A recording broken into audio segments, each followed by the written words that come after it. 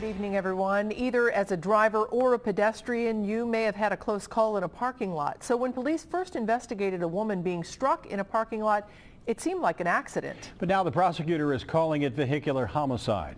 And the woman's family is talking about why they agree with that. Local 12's Angela Ingram is in Colerain Township with how things got to this point. Angela.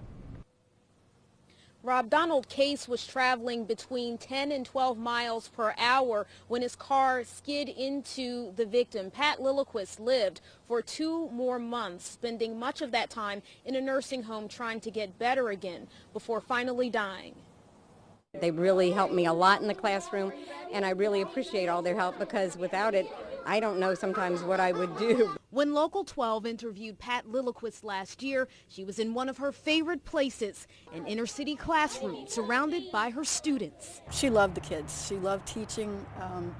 She always was spending her own money to buy special things for the kids. Liljequist was a mother of 3 and had 2 grandchildren. In an instant, the 63-year-old who was loved by so many was hit by a car in this Colerain Township parking lot. She came out.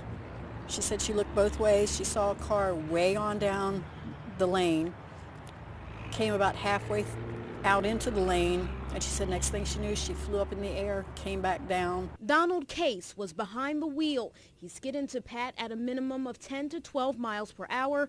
Pat's sister says Case left 6.5 feet of skid marks before hitting her sister. The posted speed limit is 10 miles an hour. The police actually told us that because it was on private property, that whether the man was speeding or not speeding, that they couldn't charge him with speeding even if they could prove that he was speeding because that's not enforceable on private property.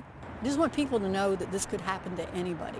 I mean, it's Christmas season. There's a lot of shoppers out there. Pat spent 2 months in a nursing home after Case hit her. She died from blood clots that resulted from the accident.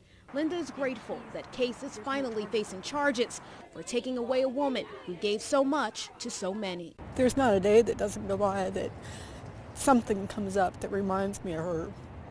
You know, it just,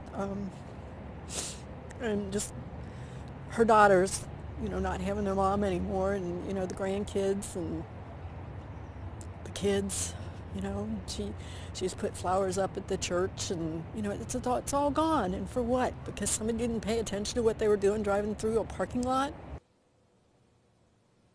Initially, the family had some concerns that Case would not face any charges. Family members say that it is not their place to judge. However, they're grateful that Case will be held responsible for his actions. Live in Colerain Township, Angela Ingram, Local 12 News. Rob, back to you.